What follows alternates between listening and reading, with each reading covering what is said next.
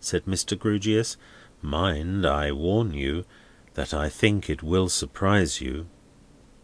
More attention and concentration came into John Jasper's eyes as they caught sight of Mr. Grewgious smoothing his hair again, and again looking at the fire, but now with a compressed and determined mouth. "What is it?" demanded Jasper, becoming upright in his chair. "To be sure," said Mr. Grewgious, provokingly slow and internal, as he kept his eyes on the fire, "I might have known it sooner. She gave me the opening, but I am such an exceedingly angular man that it never occurred to me. I took all for granted." "What is it?" demanded Jasper once more.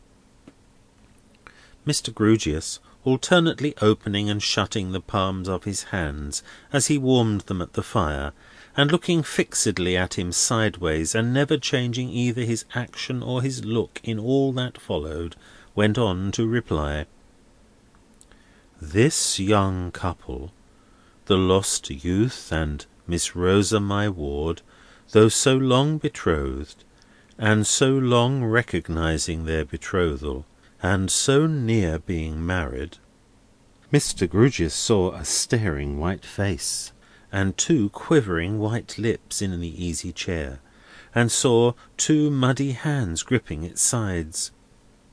But for the hands, he might have thought he had never seen the face.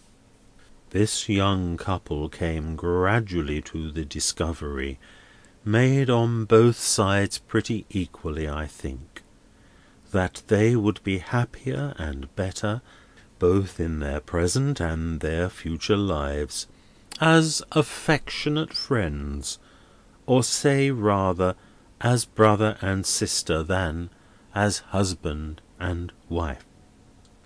Mr. Grewgious saw a lead-coloured face in the easy chair, and on its surface dreadful starting drops or bubbles, as if of steel. "This young couple formed at length the healthy resolution of interchanging their discoveries openly, sensibly, and tenderly. They met for that purpose. After some innocent and generous talk, they agreed to dissolve their existing and their intended relations for ever and ever."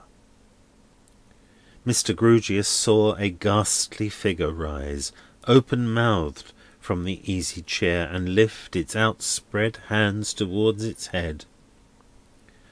"One of this young couple, and that one your nephew, fearful, however, that in the tenderness of your affection for him you would be bitterly disappointed by so wide a departure from his projected life, forbore to tell you the secret for a few days, and left it to be disclosed by me when I should come down to speak to you, and he would be gone. I speak to you, and he is gone." Mr. Grewgious saw the ghastly figure throw back its head, clutch its hair with its hands, and turn with a writhing action from him.